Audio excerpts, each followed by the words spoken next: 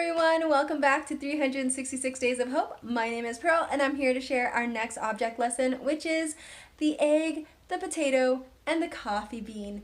So we know that if you put all three of these in boiling water, they react very differently. So for example, if you take a potato and you boil it in water, it's going to soften. If you put an egg in boiling water, it hardens.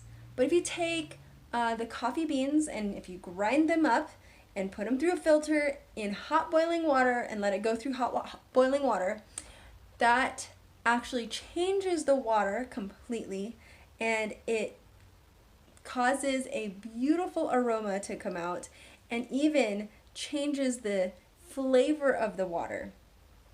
Now, you might be thinking, okay, so what are the object lessons from the egg, the potato, and the coffee bean? Well, you think about this. The water is like the trials that we go through in life. The three different objects are the three different ways in which we can react in boiling water. When we go through trials, we can end up being like the potato, where we become crushed by the weight and burden that we experience. Or we can wind up like the hard-boiled egg. Or we can wind up like the hard-boiled egg, where we harden ourselves against the world because of the things that we experience in life, and completely changes our countenance. We're no longer soft. We're no longer easy to be broken or fragile, but instead we hardened our heart and aren't able to, be empathetic to others.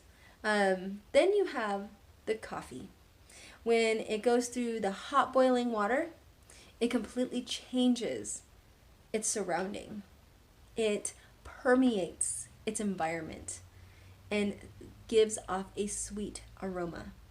And I think about what Jesus did in his life, ministering for 3.5 years, and how he was a sweet aroma to every individual that he touched, and how he brought this beautiful message of hope.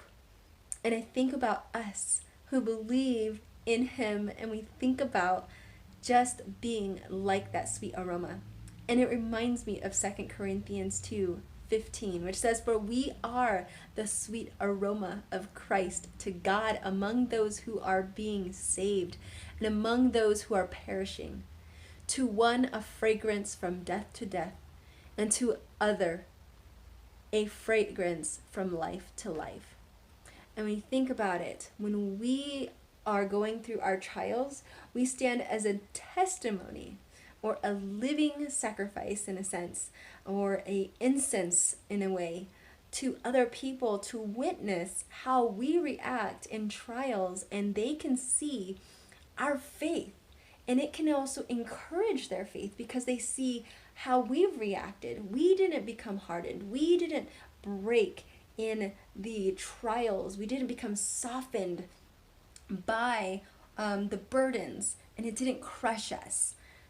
But instead, we ended up taking on that boiling water, and we allowed it to just not change us, but we changed the circumstance into something hopeful, something beautiful. And I hope that encourages you if you've been going through something rough, if you've been challenged. I hope that you can look at your circumstance and situation and decide for yourself whether you want to be an egg, a potato, or a coffee bean. With that said, may you live, thrive, and be healthy. Take care, guys. Bye!